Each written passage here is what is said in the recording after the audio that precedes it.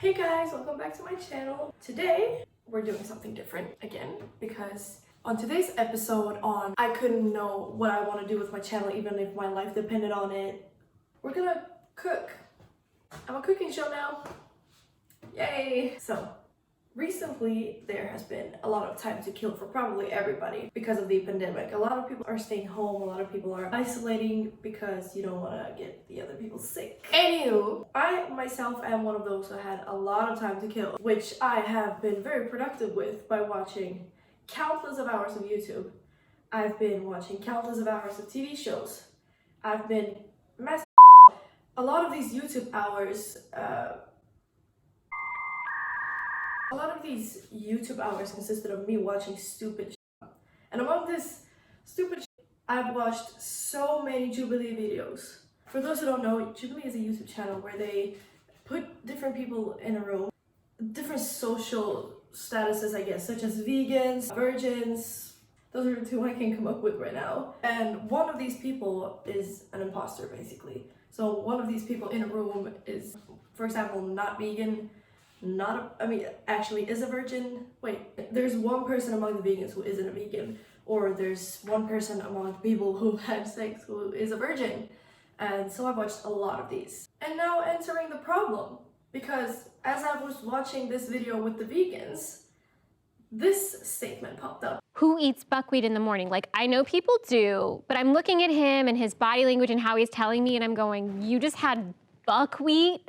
Honestly, all of Russia just rolled into their grave. Because, Aaron, people do eat buckwheat in the morning. Aaron? It's a lot of tough talk coming from a person who looks like she thinks ketchup is spicy and seasoning her food with more than salt and pepper is exotic or extra, or thinks that Taco Bell feels like traveling to Mexico. Okay, Aaron? What the do you mean who the eats buckwheat in the morning, Aaron? I mean, it's not like Vogue wrote an article about this, or there is a Wikipedia article about this. And also, I really need to point out that Russia isn't the only country that eats this. It's not just a Russian food.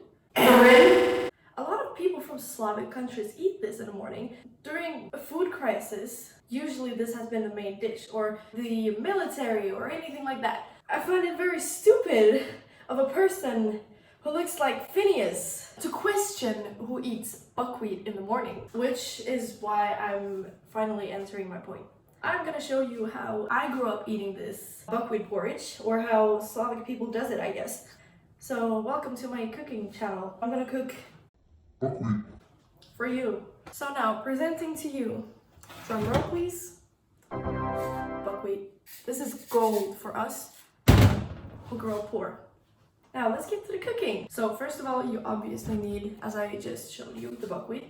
But there is a difference between buckwheat and buckwheat because this one is like brown. It has a specific taste. It doesn't taste the same as the one you buy in Swedish stores. So I got this from a Russian cuisine store. I couldn't find the real like buckwheat that I grew up eating in a regular like Swedish supermarket because it's a lot more greenish and it doesn't taste as much, and it's just not, you know, it's very plain, as you would expect from people who produced it that probably look like Aaron.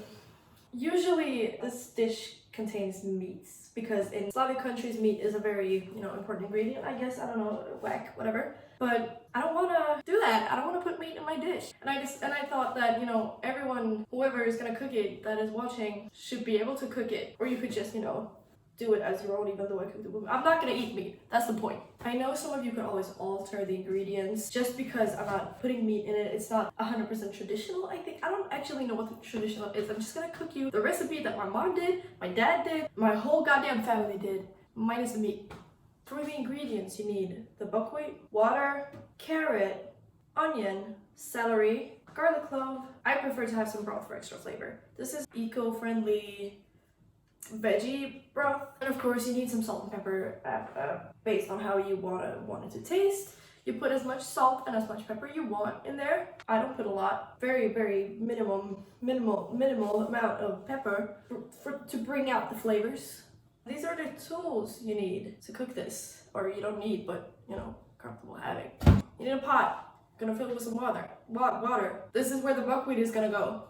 You need this. It approximately equals a cup, I think. I don't know. Probably. So step number 1 is you fill this little cup thing with buckwheat, so you know how much you have. And I filled it all the way up. I don't know how many portions this will correspond to, but I think it's enough for 2. It depends on how much you eat as a person. Like, I can't put a finger on how much one person will eat because it varies, obviously. Pull it up.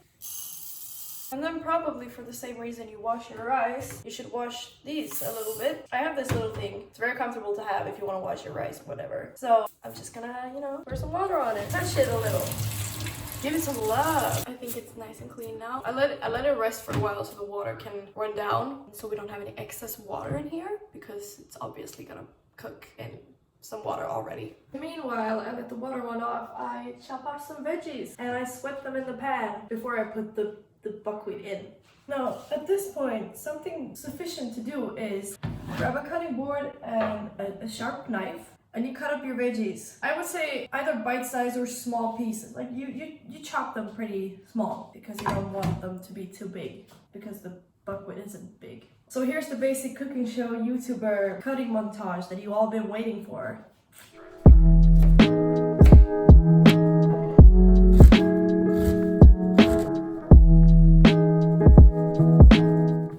My oven sucks, okay? It's like 100 years old and it's so slow, and it's been like 5 minutes and this tiny little sizzling sound just begun. Hey, landlord, how about stop being so cheap and maybe fix my oven? A burnt garlic is like the equivalent of a white person having a lot of spray tan. It's just tasteless and tacky, and it looks burnt. When your veggies finally has right gonna sweat, yes, alright, you put a half a cube in because it's not a lot of food and it's gonna taste too much. So like I put a half a cube in and I let it melt with the veggies and, you know, let the flavors, as we say in Swedish, I don't know if it's a term in English, but they marry each other, become one. And when you stirred and stirred and stirred, when you finally went mad because you're so sick of stirring, you pour the buckwheat in and you let it fry and let there's still gonna be some excess water, just let it like steam away. Just let the other flavors incorporate with the buckwheat, and then you finally add the water. Oh, I almost forgot, because the key ingredient in this dish is actually butter. You can use dairy-free, you can use regular butter, whatever you like. So you put it in, how much you like, but you need to have butter in it. The thing is with the water, I never knew exactly how much, like what the ratio is between the buckwheat and the water. The water should be like a centimeter above the buckwheat. And then it's gonna be like a perfect amount. And then you just put a lid on it and you let it boil for like 20 to 30 minutes. Okay guys, so it's been approximately 20 minutes, and then I let the porridge, whatever, rest for another 10 minutes. And here's the reveal of my perfect little Slavic dish that is very valid to eat every morning.